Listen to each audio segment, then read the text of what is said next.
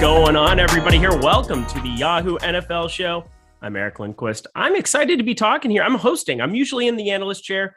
Makes it a little bit more fun. Get to mix it up here a little bit. And why it's so fun is I get to hang out with my boy, my guy, Terry McBride at DigitalB21 on the Twitter sphere. Check him out.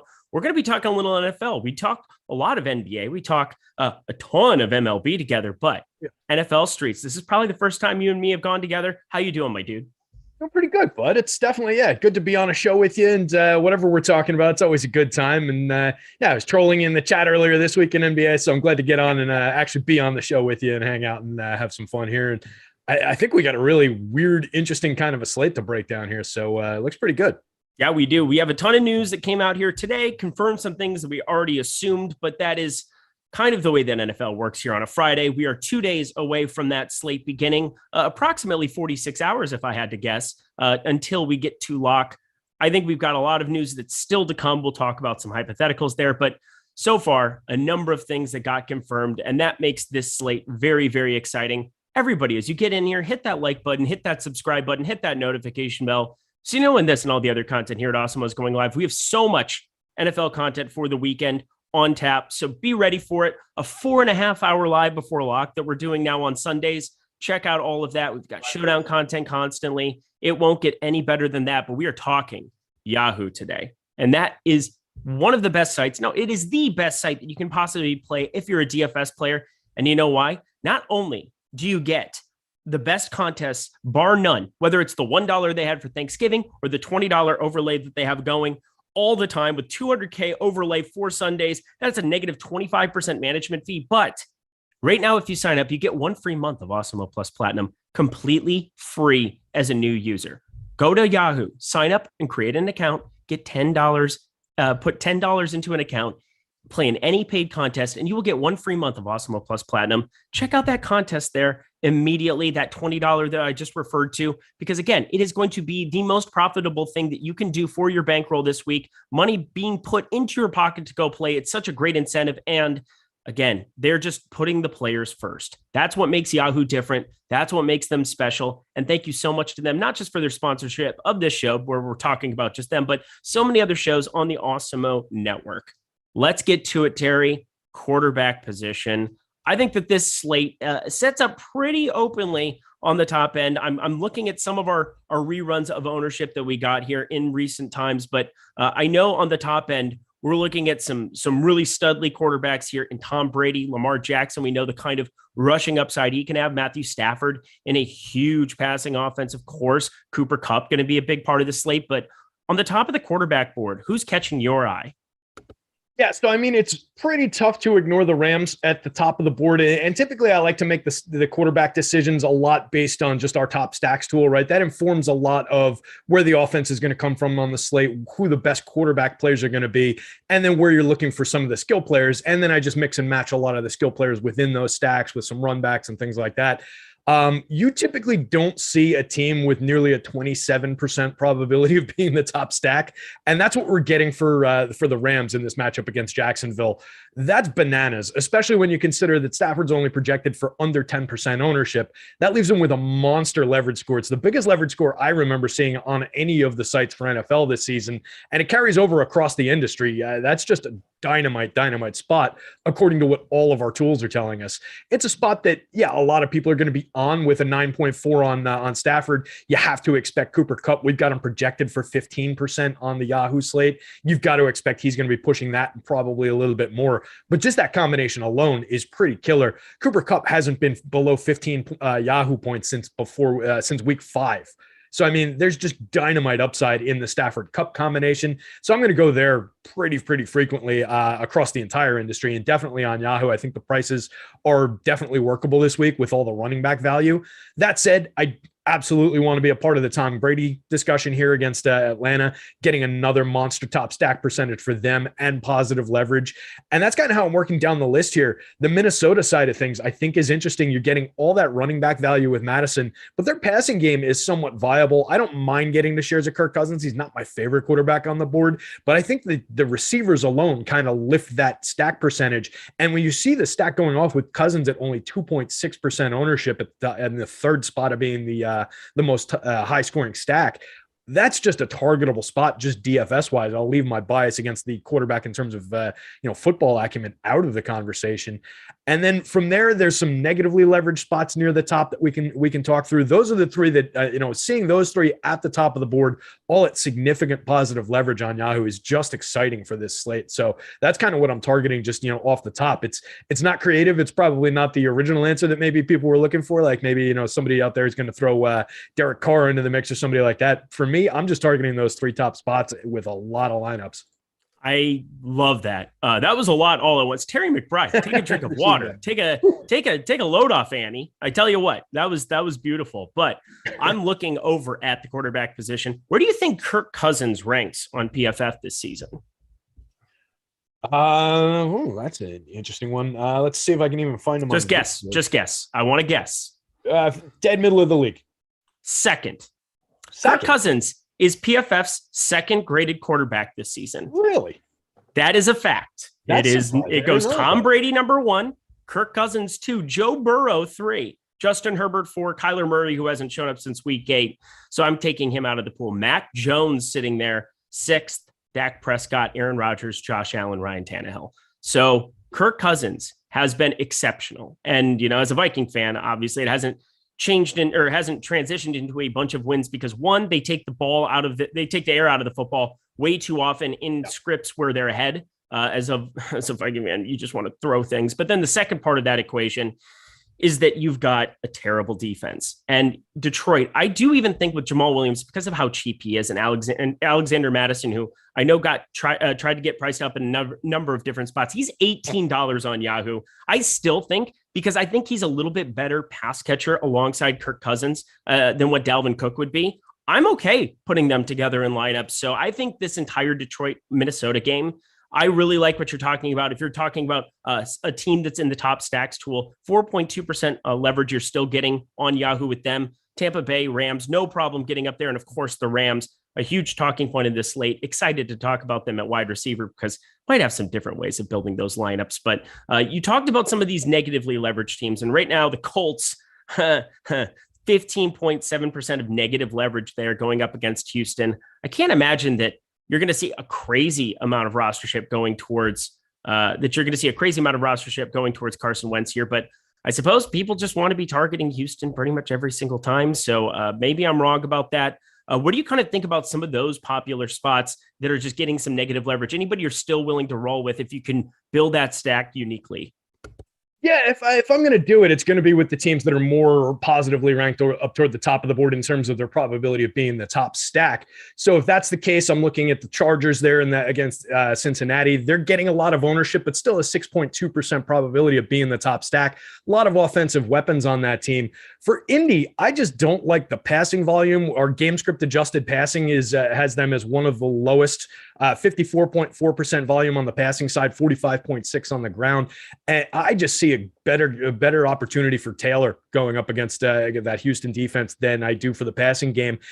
Maybe it's a spot that burns me and Carson Wentz comes out and has a dominant performance, 7 yards per passing attempt so far on the season, 21 TDs. It's not like he's been bad. He's got weapons in Pittman on the field at least, and Taylor can certainly catch a few balls out of the air and do a little bit with that. But I just think with all the upside we've seen out of Taylor, with the projection that we've got on him, that's the side of the game I'd rather be on, I think, if I'm going to Indy. So for me, Indy's one that I can easily scratch off when you're seeing 18.4% projected ownership. I understand Carson Wentz at $23 is a value play on the site, and that's what's lifting his ownership here a little bit. But for me, it just gets uncomfortable when we're seeing that kind of a low passing volume. And by comparison, some of the targetable spots on the board have a passing volume expected 10 percentage points higher than that. So, I mean, it's just a spot where I would rather get to the ground game. I'll have some, but I'm definitely going to undercut that 18% on the field.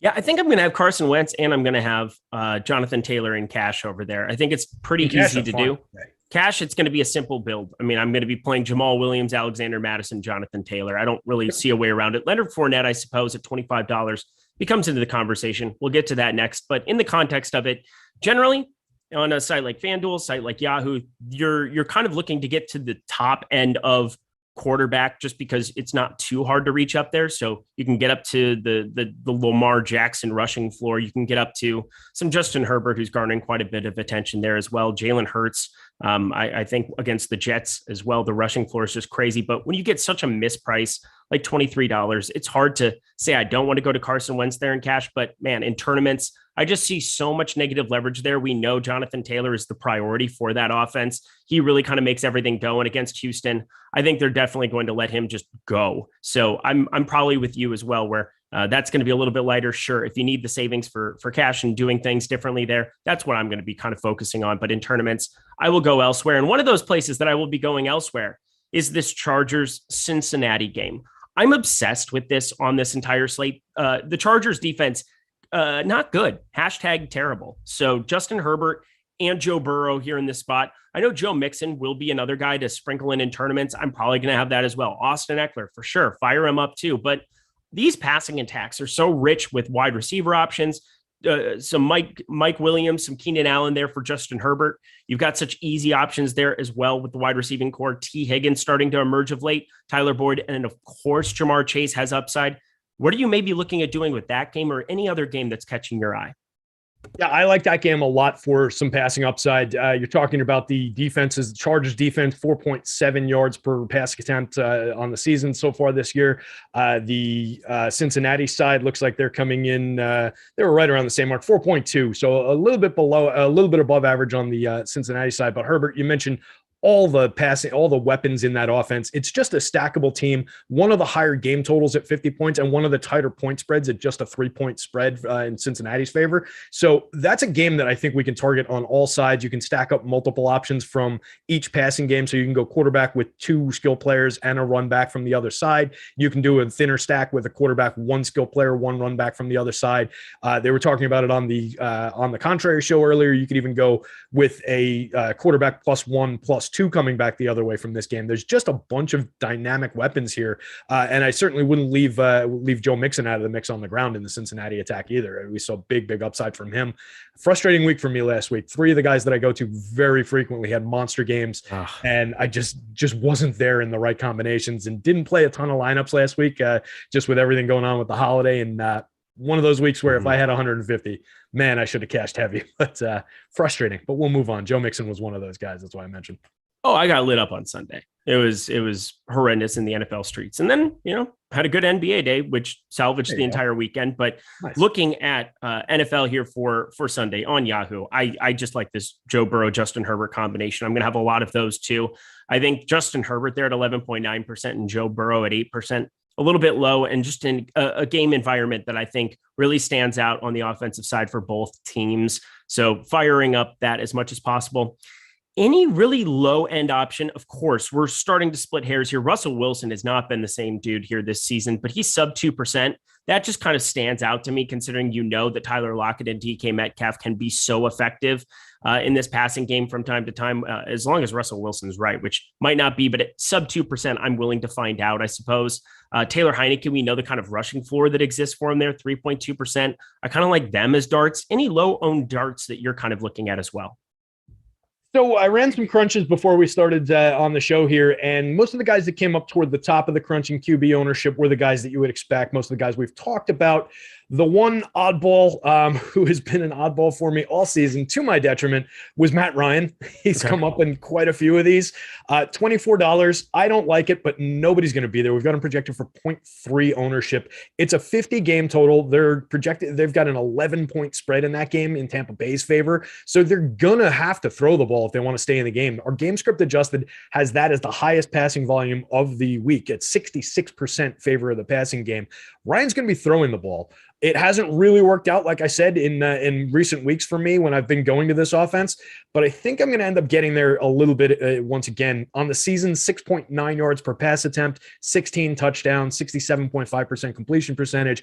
Like I said, it hasn't been great, but he's got the dynamic tight end. He's got a good weapon in Cordarrelle Patterson.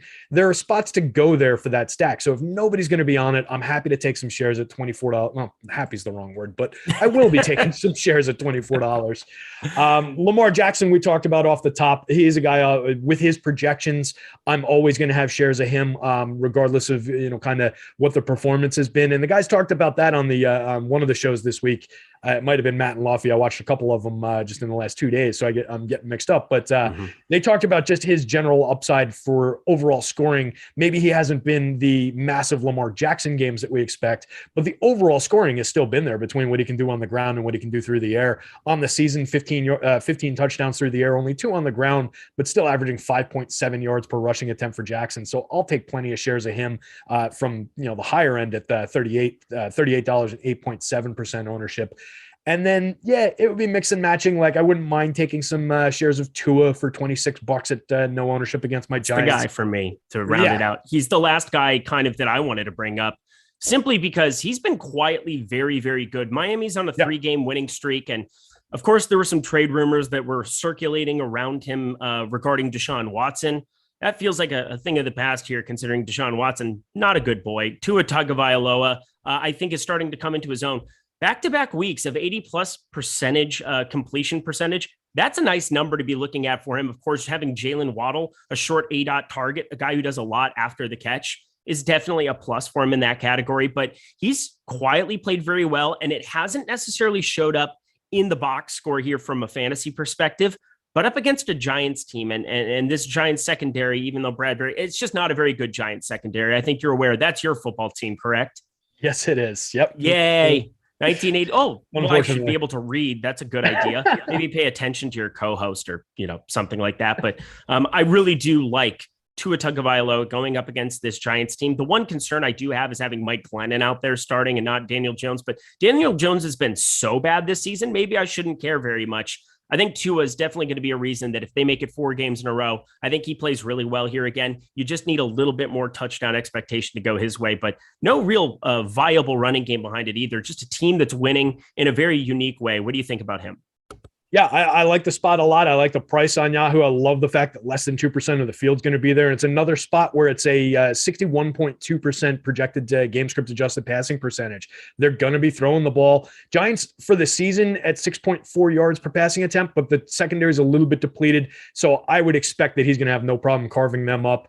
7.3 yards per pass attempt on the season, 70.5% completion percentage, 10 TDs on the year. Like you said, it hasn't necessarily exploded through the ceiling yet, but he's playing well. And if people aren't taking note, it's a spot I'll go to again and again. I've gotten there the last couple of weeks, and I expect to have some shares this week against my lowly New York Giants. And the difference between Mike Glennon and Daniel Jones as far as what it's going to contribute to the Dolphins needing to be in the game and throwing the ball, I think is probably pretty negligible the way Jones has been playing this year. I've just been off the Danny Jones bandwagon. That's a disappointing fact. I mean, I just feel bad for him. He seems like a nice human being, but yeah, you know what's not nice is my TV just does not want to have AirPlay work to get this Yahoo. I love having my Yahoo picture in the background. That's the point of having this thing. Apple, Samsung, get your you-know-what together. Just inconceivable. The Princess Bride. I didn't expect to be quoting that here, but that's what happens when I don't see Kaufman and I, this is an amazing, amazing show that we get to do here for Yahoo. But part of it is we just kind of go down the 90s train over and over. And Tyler just wants to be like, wow, you're going to get us banned at YouTube just because I'm singing. I'm like, you know what? I don't think my pitch is going to have it pop up for the pop culture sounds, but Terry McBride, people might not know. I believe you were a video store connoisseur Indeed. Once upon a time. Indeed. Yeah. Back in the days of the very end of VHS transitioning into DVD, that was my time. That was my sweet spot working at the video store in the late 90s. So yeah, any of those movie references you want to throw my way, absolutely. Surely you cannot pick the movie reference in front of you, but surely I cannot pick the movie reference in front of me. I love you so much. Video killed the radio star, but then Netflix killed the video star. That might be the right way of looking at that. Right. I digress. Let's continue ourselves along here. Let's just do this one right off the bat. We're going to talk Awesemo Plus package here, because then we can just fly through all of this lovely Yahoo content. We've got 38 minutes to talk a bunch of running backs, wide receiver, tight end, flex, and top stacks, along with some of the favorite plays to kind of round this out. But Right now, Awesemo NFL Express Weekly Pass is $3.95. That's the introductory price for that thing. That is so low. It includes NFL DFS player and ownership projections, our expert Slack chat. I believe that's Discord. That's what it should say here now at this point. Showdown and single game contests, player projections for those, ownership projections for those. Check that out. Starts at $3.95. But then we still have the opportunity. I know using promo code Awesemo, you can still get that 25% off. NFL Live is usually what the promo code is here. I'm not sure. Check out the Live Before Lock show. Make sure you can double check what that promo code is going to be. But I believe NFL Live will get you 25% off of it. Check it out. Stop guessing. Start winning. Join Awesemo Plus today.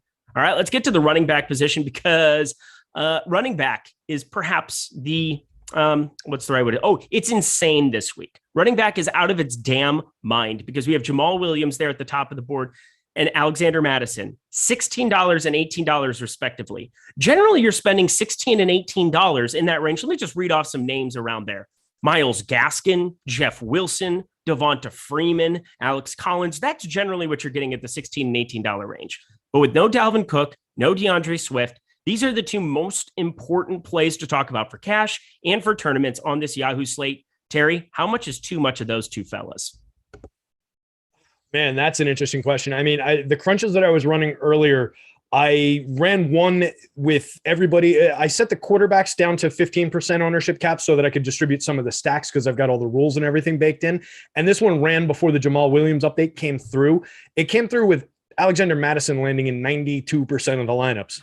So then what I did was I ran another crunch where I capped some of the individual positions just with like a global cap. And I just set it out at like the 40% range for the running backs. And all of Mattison, Jonathan Taylor, and Jamal Williams hit that 40% cap with Leonard Fournette coming in at 35.9%. You've got just such an obvious core of value at the running back position on Yahoo this week with Mattison and Jamal Williams sitting at $18 and $16 respectively. They're getting a ton of ownership. You're kind of walking hand in hand with the field, but it's kind of just a foundational play. Right? It's just going to get you so much at some of these other positions. You can mix and match one out and put somebody else in, but you're sacrificing some upside and you're sacrificing some opportunity at some other spots. So it's just kind of a play where you can walk hand in hand with the field on two of these running back spots. And then maybe in your util spot, you start flipping around from maybe it's Taylor in some, and then maybe you can work in a Joe Mixon. Maybe you can work in some Leonard Fournette, who is also very highly owned, but comes at a much lower price at $25 with 3 or 4 touchdown upside. I mean, it's bananas what you can get at the running back position this week. I don't know how many lineups I'm going to get without Alexander Mattison, but I'm guessing next to none. $18 is the most advantageous tag for him. If you go around to FanDuel, he's north of 8,500. You go to DK, he's still too cheap there at 7,600. When we're talking about relative to the $200 budget, relative to the cap here, Alexander Mattison at $18 is a markedly better play for me, even than Jamal Williams. Even though Jamal Williams, there's nothing else there. I just don't trust the offense nearly as much as what I'm going to trust Minnesota's offense to be serviceable here in this spot, even on the road going up against the Lions. I just see this being slaughter and having it be an opportunity for Alexander Mattison to see that 85% plus workload that we've seen whenever he's replaced Dalvin Cook. It's basically a 1-for-1 there, plus 26 and 25 rushing attempts, both times that he came out and started without Dalvin Cook there in week 3 and week 5. It's such a secure workload. Jamal Williams, I think they're going to still try to make some guys come in and mix in there for touches, more of a pass catching back in traditional years back with the Packers. Of course, they trusted him more than Aaron Jones at times, but I definitely prefer Mattison between the two. Do you have a preference between the two? Like I said, I'll take shares of both. I mean, you're getting a $2 discount on the Williams side of the ball. They're both coming up 37 and 38% owned. So it's not like you're getting away from the field. The one thing that does stand out a little bit is that Minnesota defense, 4.8 yards per rushing attempt, one of the higher marks on the board. So maybe there's a little bit of an opportunity there for Jamal Williams. And you mentioned the passing acumen, and he's definitely involved. Saw 5 targets after coming into the game the last time out, averages 2.6 in his normal role. So you can definitely expect him to be involved in the passing game and be on the field for a decent amount. But yeah, maybe they rotate him out for some of the running related side of him, some of the handoff related plays. I still think there's plenty of meat on the bone with a 17-point projection and a $16 value though. So that's definitely a play. Yeah, it's just one, and it's not a spot. I don't love going to 2 running backs from the same game, But just with this value, I just think it makes some sense on this slate to just put these guys in and get different elsewhere and take upside elsewhere. And Jonathan Taylor, I don't know really what needs to be said about him. In the same way, I don't know what needs to be said about Cooper Kupp. Jonathan Taylor's $41. He's very expensive, but if you can fit him, I don't know how you don't absolutely salivate over him in this spot. 31st in rushing defense is the Houston Texans this season, giving up 135.6 yards on the ground. 26.5 points allowed per game. That's second to last in the league as well, or second best for the Colts in this spot, should I say. Jonathan Taylor, yeah, he's going to be somebody that I mix in and I prioritize a little bit more than, the likes of Jamal Williams, who's going to be more popular. I'll find ways to get up and spend that money. Leonard Fournette, I don't know if I'm going to get around the 33% that we currently have him projected for, but I mean, is there anything you want to add to Jonathan Taylor? Just a markedly unbelievable play at the position.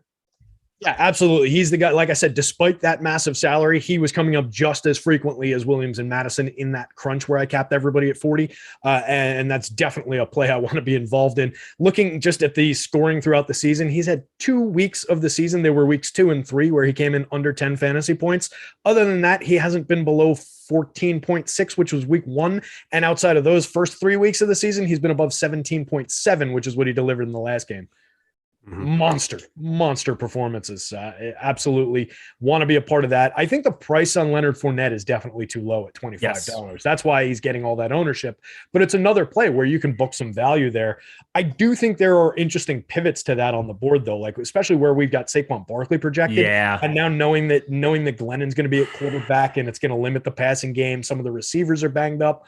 There's an idea of Saquon still having a ton of explosive upside and talent and everything. And we haven't really seen it after injuries and all, but at 6% ownership for $20, I think I want to be in the Saquon Barkley business here. Yeah. Coming off that Philadelphia win, here's the thing. Daniel Jones, 9 rushing attempts, 8 rushing attempts, 8 rushing attempts, 9 rushing attempts. Those are 4 different outings where he's appeared here this season. And that kind of rushing volume is going to turn into dump-offs for Saquon Barkley, I would assume. Mike Glennon, not the most fleet of foot that I have ever seen on a football field. I think that that's the nicest way that I can possibly put that. Anywhere that you're going to go that is not Alexander Madison, Jamal Williams, Leonard Fournette, and Jonathan Taylor on this Yahoo slate is going to be contrarian. And in our value rankings, if you sort by value, Saquon Barkley, 3rd highest on the Yahoo board here in Fantasy Cruncher. That has to be worth something. So at 6%, Saquon Barkley, I'm with you. He's a guy that I haven't always been on. I feel like I've been very fortunate because New Orleans was the week that I was absolutely all in on him. He went for 27.1, and then I've kind of been off here of late, partially because he was out for 6 weeks. But still, Saquon Barkley, I'm right there with you. Absolutely obsessed with him. Who else should we be looking to as pivots? We've got some other value pieces, because shout out to my co-host for this. Normally, Adam Kaufman loves to go through the value plays. We've got Rex Burkhead sitting there. If you get David Johnson out, I'm kind of scared how much I might get of him at $10. I might have to cap that and just, actually have a conversation with myself about life. David Montgomery, 5.4%. A number of guys that are popping in value. Anybody else catch your eye? Burkhead's a scary good call if that is the situation. I just kind of hope it isn't. I think I don't really want to be in the Burkhead business, kind of like you there. Definitely more comfortable if I'm looking around the board for guys that are in the 20s. They're, not quite that low, but I think a guy like Eli Mitchell certainly bears some mention. He's under 10% owned, $27. Montgomery's definitely interesting in that Arizona game. 56% passing upside, so 43.9% in the game script adjusted rushing. And you see the defense giving up 4.7 yards per rush attempt. So there's definitely some opportunity there for him at $22. Obviously, we know he's a capable rusher for the season, 4.2 yards per rushing attempt, 476 and 3 TDs a total. I think there's value at $22 there. I think there's probably some value in Darrell Henderson as well, $23, but he's getting 27% ownership. So if I'm going to one of those 2 guys in the low 20s, I would probably go to David Montgomery with almost the exact same projection and a 5th of the ownership. So I think that play makes sense. And then Joe Mixon, just to throw him back into the mix, he's $34. This isn't a value play by any means, but I think 10% ownership, if you want to come down from Taylor, take 1/3 of the ownership, take $7 off the salary and just book Joe Mixon into some of those shares and a little bit more than where the field's getting him. I think that probably makes sense here. So he was worth mentioning too. And Cordarrelle Patterson, I think every single week, even up against Tampa Bay, which is just an abysmal matchup on the ground. Cordero Patterson is so involved in the passing game. I mean, he's a transitioned wide receiver. He still plays a lot of wide out here in some spots. He sets out wide in a number of their setups that they have. So Cordero Patterson at 8%. We know the kind of upside that he has. He's just been good, frustratingly good. Shout out Minnesota. Way to screw that one up too. I love you guys. But rest of the position here, I don't know. Gary Brightwell looks like that is just a mistake here at the moment. So do not play him. I didn't know he existed, that he was popping up in the rostership. Otherwise, I would have brought that up. Last guy that I really want to touch on, because I want to get your thoughts on him, Antonio Gibson. We got news that J.D. McKissic is going to be out with the concussion here. $21.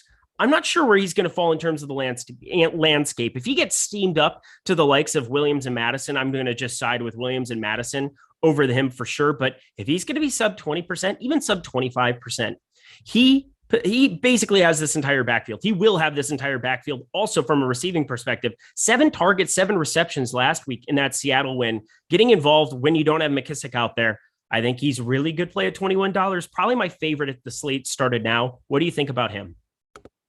Yeah, if the slate was starting now and we knew that that was where the ownership would come in, it would definitely interest me a little bit. It's a spot I expect the ownership to go up at that price as everybody talks the play up over the next 2 days. So I think we're going to see him more in that 25, 28 somewhere range rather than the 17 we've got him projected for right now. If he's at that 17 come 12:30 on Sunday afternoon, absolutely, that's a good spot. 49.5 game total in that game and only a 1-point spread. So one of the more competitive situations on the board. And we've got them with a 45% game script adjusted rushing rate, which is one of the higher rushing opportunities on the board, going up against a team that's allowing 4.4 per rushing attempt. So I like that spot. It's just a matter of watching where that ownership lands.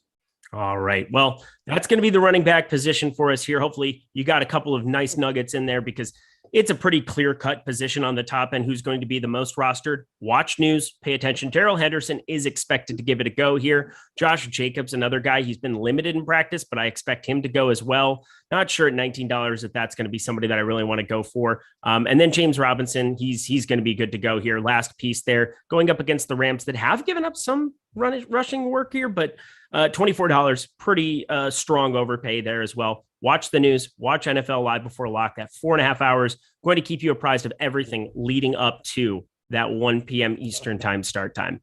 Let's jump over to the wide receiver position, where I like to call it Cooper Kupp and company, because that's kind of the way that I look at some of these builds on the top end. It is scary how much Cooper Kupp I'm anticipating getting at $38. And that's because he's projected for 20.74. The next guy on the board, Justin Jefferson, projected sub 15. You're looking at more than a 5.5 point gap between Cooper Kupp and Justin Jefferson. The guy's received 9+ targets in every single outing this entire season. He's only had 4 games where he's failed to eclipse 21 points on Yahoo. How do we not obsess over Cooper Kupp this week?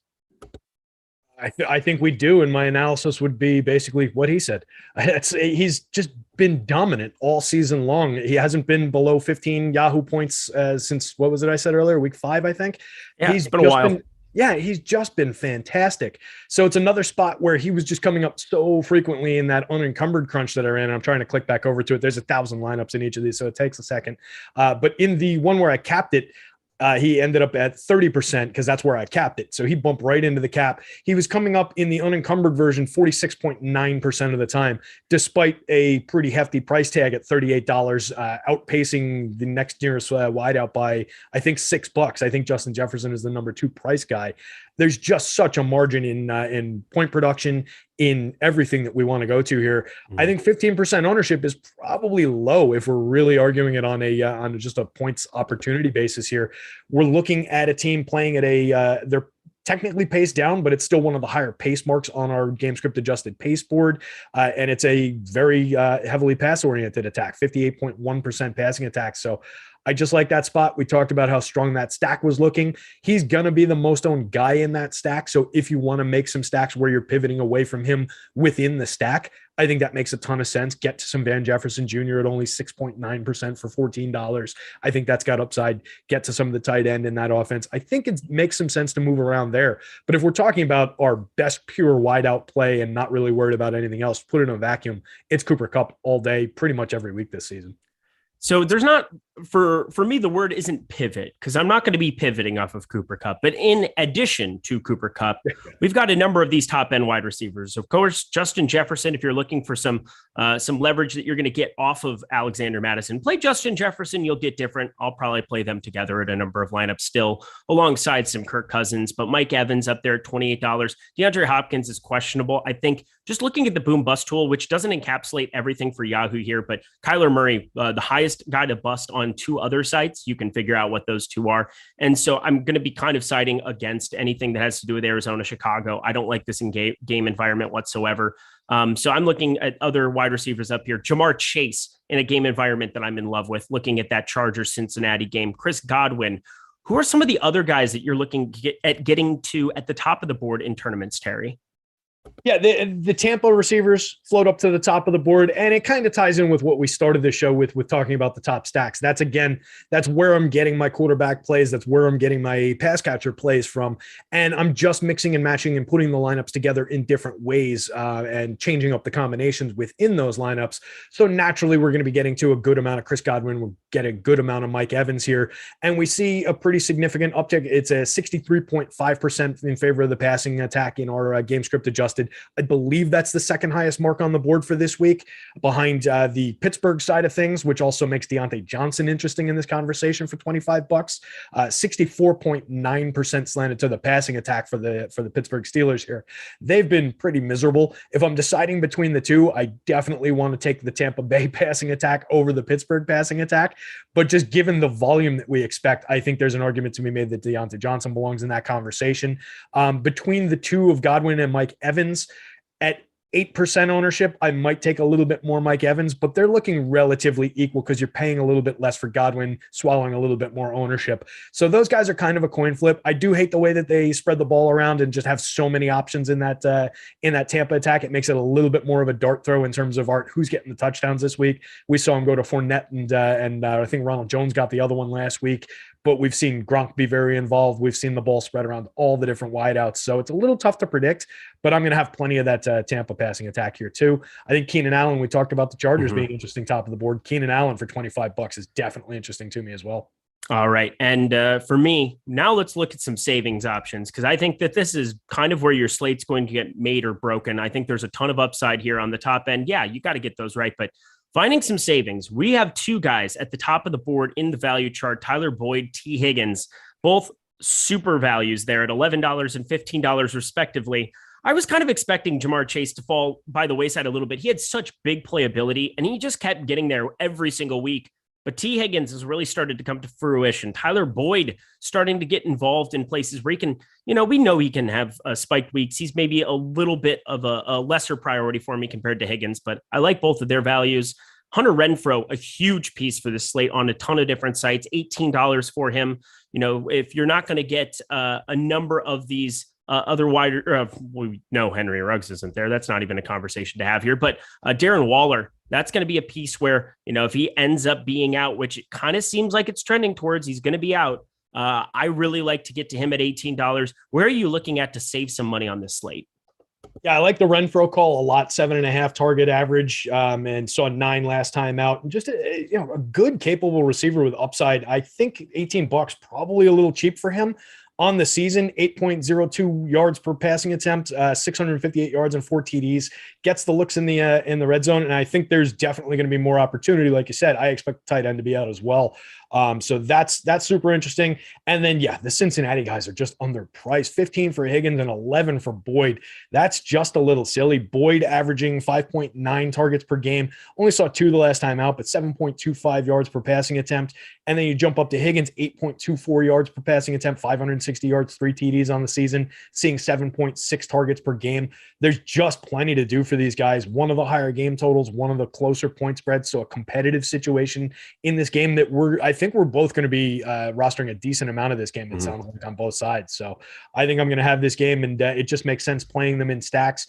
Playing them, I wouldn't have a problem getting to a Cincinnati stack that had both of them in it and left Chase on the side. And I'm definitely going to be mixing in shares of all 3 of them.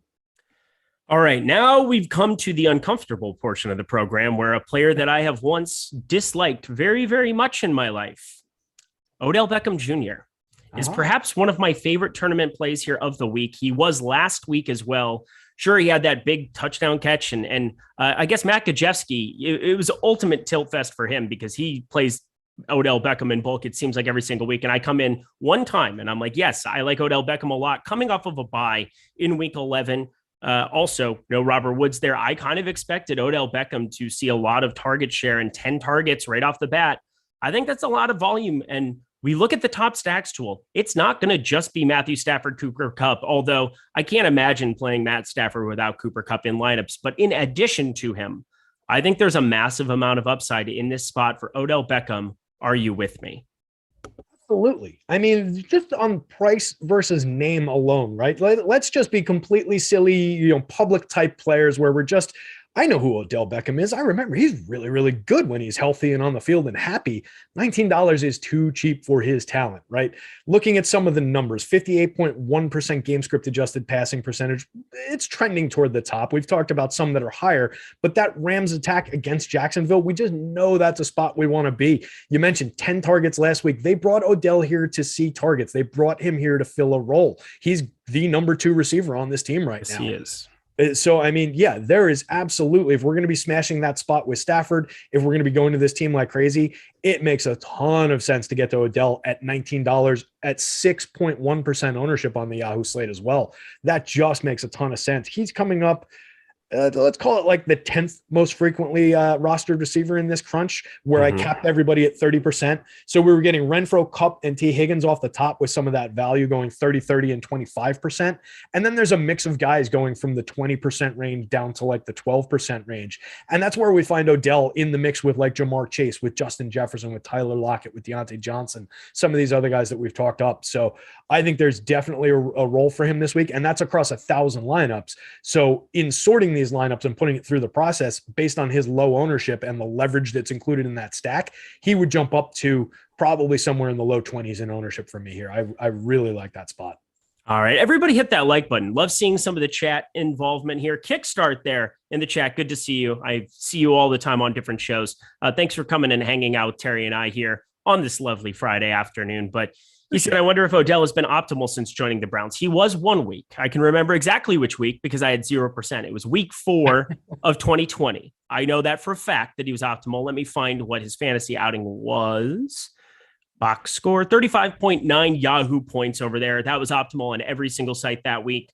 That's the only time that he's been optimal since he joined the Browns there in that 2019 year. And it hasn't really been pretty. And we all know that. And I hate Odell. I've never liked Odell. I thought he was overrated with the Giants. He had Eli Manning. He had a perfect situation. There was no other. I know. Blasphemy. I don't care. I'm just throwing it out there. He's not a good dude. I don't really like him as a person. I don't enjoy his brand of football, but I enjoy it when I'm going to invest money in him on Sunday because, again, I'm here to analyze football. I'm not here to give you my personal bias takes. I think he projects well. I think if you look at him at $19 compared to the range, Hunter Renfrow, that's going to be a direct pivot. I expect Renfrow to get steamed up higher than $9 in the aftermath. As soon as it says Darren Waller out and every other site takes him out the way that we do at Awesemo, we're going to see that number go up. Brandon Ayuk at $18, 9.1% rostership currently. Devonta Smith, if you're trying to play Hurts, there is somebody there at $18 as well. A number of these different plays. Jalen Waddle, 11.2% rostership at $21. All of those guys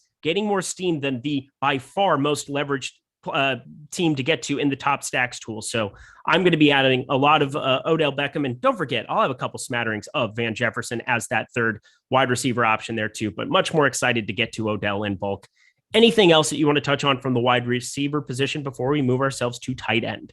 Hey, look, if we get points for circus catches, you can't ignore Odell Beckham, but we don't. So I get your point there. He is a supremely talented guy, but yeah, I'm totally with you in terms of like, where his head actually is on the football field for, 50% of the snaps that he sees and all of that. So I'm with you. And the interesting thing to note about that week 4, 2020, that was the last time he had scored a touchdown before this most recent one with the Rams. So maybe he's back on track and we can go to him there.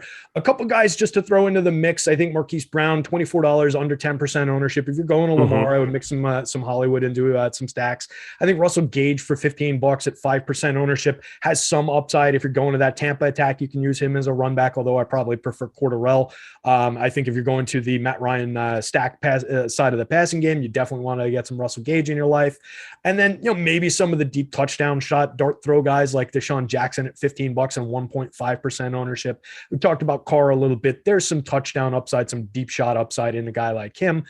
We mentioned the Seattle stack. If we're going to Russell Wilson, certainly makes some sense to get some DK Metcalf in your life and Tyler Lockett. Jeez, almost forgot his name. It's okay. Last guy that I'm going to bring up, and this is a guy that I think I bring up on every show because I might be borderline obsessed, but it is a volume thing. I love myself some volume. More opportunities equals more opportunities for big plays to happen, more things to happen, and of course, just half point PPR. That still counts for something. Deontay Johnson up against Baltimore. I get it. This is not pretty, but Baltimore, second best team up against the rush here on the season.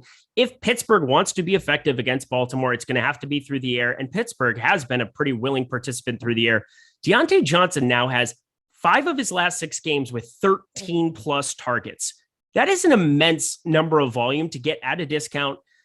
$25 for him is probably my favorite tournament pivot. That's just a standalone play. I don't like that game. I don't like Baltimore-Pittsburgh whatsoever, but I like Deontay Johnson a ton. Any reaction to him before we move on? Yeah, I flew through them before, but it's definitely a spot. They're almost a 65% in our game script adjusted passing percentage, leading the way on this slate, or excuse me, second behind the Atlanta Falcons on this slate. So definitely a targetable spot for passing. And Baltimore's giving up 7.5 yards per passing attempt, one of the more targetable defenses on the board for the passing game. It's just a matter of that's the passing game that you're going to and the quarterback that you have to trust in doing it. But he's the guy if you're going to that. So I do like it. All right, let's get ourselves to tight end. We've got 11 minutes to go, plenty of time to talk a little bit of tight end, talk a little bit of defense, because everybody loves random defense. Can we just get rid of defense, Terry? Do you have a stand? Can we just get rid of defense at this point? I would get rid of defense and bring back kicker if I could. I used to like getting kickers. I'd rather have a super flex. That'd probably be a little bit better. Super flex is the nuts. Do you play college DFS ever? I don't. College sports for me is just that's where I fall off. There's only so much room in his head, and he's got all these movie quotes and everything. But yeah, college sports I fall off a little bit. I rely on our site when I do play them, but not enough. No. Do they have Superflex in college? They do. It's incredible. It's really, really fun. You play a lot of 2 quarterbacks. Quarterback is the most important position on the field. Why are we not prioritizing it? Because it's pretty flat. And yeah, you need to get it right now for tournaments more so than ever. But it's still a pretty flat position. When you can start putting 2 into it, it makes it a lot of fun for stacking. You can decide if you want to get different and play some wide receivers down there in a PPR setting. It's just it's a glorious thing. I have no idea why they don't have it yet for NFL, but that's a different show. But this show, yeah, we'll just throw tight end out there. Here we go. Less enthusiastic. George Kittle. Hey, what's up, buddy? He's back into the fray there. $23 for him. Rob Gronkowski sitting there with $21. Kyle Pitts, $17. Those are your 3 highest projected players, only guys projecting out at the tight end position, which has been Garbaggio in the 2021 NFL season. They're the only 3 projected over 10 fantasy points. Do you have any preference between those 3 specifically? If our ownership, are you seeing George Kittle at 2.6% ownership? I am. That's going to change with a Waller officially out. I'm assuming I would expect that's going to be something that changes off of that because we have Waller with 0, but we're still projecting him for rostership because it's not official yet. I don't think it's saying he's been sidelined at practice the last 3 days. Yeah. So, I mean, even if that doubles, triples, quintuples, I'm currently tracking to be way over the field in Yahoo shares of George Kittle. He came up in that unencumbered crunch. He was coming up 45% of the time. And I cracked that down to, I think, 30% in the other one, but he was coming up a massive amount of the time. We no Debo in that offense this week. We've got them slated. It's slanted toward the ground game a little bit in terms of the overall game script adjusted passing upside for this attack. 51.5% on the passing side, 48.5, which is one of the higher numbers on the rushing side. But we know he's going to have the volume. He averages 6.1 targets a game. He turns in a 8.67 yards per target, 3 touchdowns, 425 yards on the season.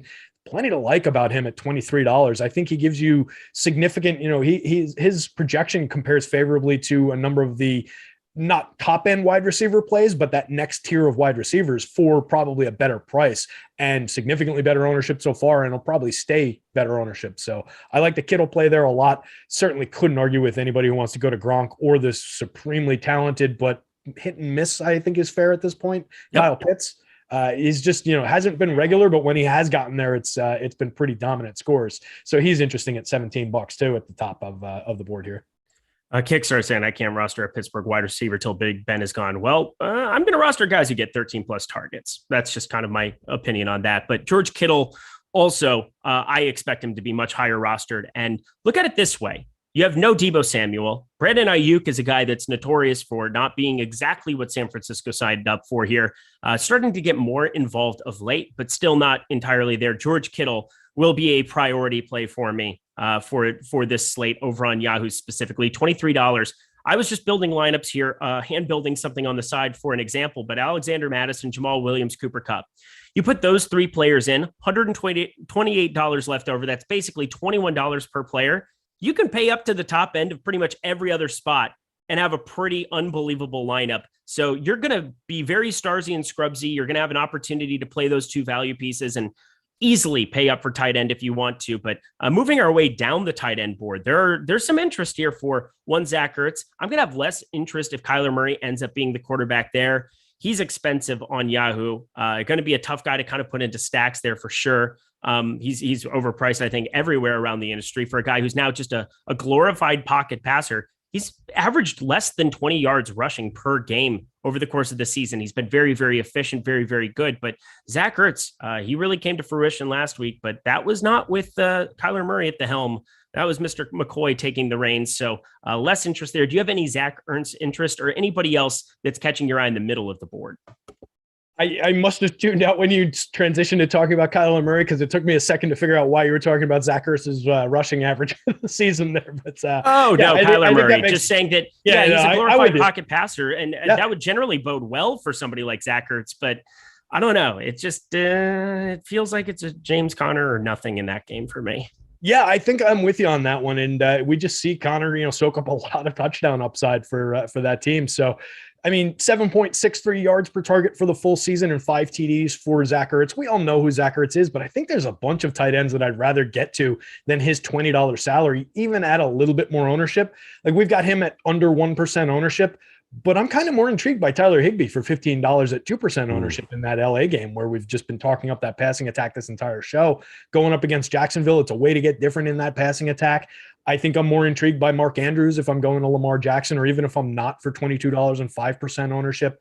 And then the idea that you can get Pitts, star caliber talent, and kind of the focal point of that passing attack in a lot of ways. Yeah, you're riding with 17.8% ownership as compared to a guy who's 1% owned, but you're saving $3 on it. You're getting to a more highly projected play. And if you're getting different with anything else in your lineup, it's easy enough to do. And there's a bunch of guys on the board too. Like you can go to Gesicki. We talked about Tua and that Miami passing attack, and the Giants have been vulnerable to tight ends for the last, 20 some odd years. I don't think there's any reason not to go to some shares of Gesicki. Hawkinson, I'm a little less excited about just considering the offense that he's in. Freiermuth, if you wanted to take a different approach to that Pittsburgh passing attack, is kind of interesting. So I just think there's other ways to go than Zach Ertz for $20. Somebody in chat threw out my guy. I can't believe they did, because I thought I was going to come in here and be able to give you the play of the week at tight end. And Mr. D Go Blue beat me to it. James O'Shaughnessy is a guy that I'm getting to a lot in my crunches. We talked about how good the Rams are for a top stack percentage. I got to still expect to try to force in some run backs there. I don't want to just say, I just want to be playing the Rams. And I think you can definitely play them as a standalone stack. We've seen Buffalo a number of times where there's enough passing volume. With Stafford, with Kupp, you can definitely still just play them, move on with your day and have fun. But I'm going to try to prioritize the game stack more so with pretty much anything that I'm doing in tournaments. And I think they hit their top stack percentage more of the time if that entire game shoots out to some extent. And I don't know if there's a wide receiver I really trust to be the guy here for Jacksonville. Trevor Lawrence has been abysmal, but Marvin Jones, Laviska Shenault gaining north of 5%. I kind of want O'Shaughnessy at $10 at the flat bottom there at tight end. Allows for me to literally pay up at every other position that I possibly want to and play Madison and play Williams. I'm in love with him now that you have Dan Arnold on the IR. just feels like a pretty good option there. What do you think about him? Because that's kind of my low-owned play du jour this week. I'm so sick of playing pieces of this Jacksonville passing attack with a quarterback. But you got to do it. Yeah, it's been run backs for the entire course of the season because we've been targeting this defense with stacks so much, and it just makes sense to go back there again. I've been getting a lot of it with Dan Arnold in the tight end position, and I'm getting the same result with O'Shaughnessy here. So I totally agree with you. The concern is maybe it's not Trevor Lawrence himself, but just the way that they're calling plays, whatever is going on here. 58% completion percentage and 9 touchdowns. He's played every game, 6 yards per passing attempt. It's an abysmal passing attack, but we've got them slated for a 61.4% game script adjusted passing percentage. It's a 48-point game total, most of that going to the Los Angeles side with a 13-point spread. But they're going to need to throw the ball if they want any semblance of even pretending to stay in this game for the TV reasons. So, yeah, I think it makes sense to go there, and I think it makes sense to go to kind of the lower-owned piece of it and the cheap piece of it. And just to your point about the value, if you go there at the tight end spot and then you go to the 2 value running backs, you can build anything that you want. Like, I don't think there's a combination you can't get to on this slate. So there's just so much value. It's just going to be a fun slate to build for. And there's a couple interesting pivots, right? Like if you save $2 on some of those big pay up spots and you change Madison in a lineup to Saquon Barkley for $20 on this Yahoo slate, you're getting very different, right? You're getting different with that same kind of build for, there's a 4-point median point projection, but you can't tell me that Saquon doesn't have that, similar kind of explosive upside for the money. So I think there's some interesting tournament pivots to be made in these chalky builds. All right. Awesome. Gajewski, I know it's a little bit of a troll. Yeah, I'm married. Congratulations. I think the over-under of 1.5 times that I mentioned it on a show still got hit on the under. So screw you guys. I know we got to let them get to the college football show here. So I'm going to sign off here in 1 minute. We'll talk on defense really, really quickly. Any burning desire to share anything about defense whatsoever? For me, it's Dolphins against Mike Glennon. It's the Eagles going up against the Jets and that lovely Zach Wilson team. And then, just point and shoot wherever you want at defense. Who cares? Yeah, I take defense where I get it, but $14 for that Miami defense makes a hell of a lot of sense going up against Mike Glennon there. And only 12% owned. That kind of seems low. Outside of that, I'm just taking shots with whatever fits into the build that I'm getting. I don't think you need to go super value on defense this week, given all the other value plays. So maybe you are getting to a little bit more of the premium defenses that are on the board. So that's kind of the easy approach to it. Terry McBride, you're by far my favorite coworker. It sure is an awesome, and Matt Kajewski. I'll tell you that. Those guys suck. Thank you so much to Tyler Zander there behind the virtual glass, taking care of us. Hey, I didn't get us banned from YouTube today with me singing some 90s song we don't have rights to. So yay for that. Very excited about it, but awesome for having Terry alongside me here today and to be able to host it. We've got the Prize Picks college football show coming up right now, 4 p.m. Eastern time. Head over to that stream. That's going to be, I believe, it's on this stream here as well, on this channel. So don't go anywhere. Check that out. Nick Van Eck and Matt Kajewski leading you guys up on that one. And then NBA Deeper Dive. Terry, you're going to be right back in the wheel at the helm here this time alongside Adam, 4:45 p.m. Eastern time. And then I'll be leading the fray with Greg Ehrenberg for Live Before Lock, starting up at 6 p.m. Eastern time. Don't go anywhere. He's Terry. He's the man. I'm Eric Lindquist. I'm okay. We'll see you later.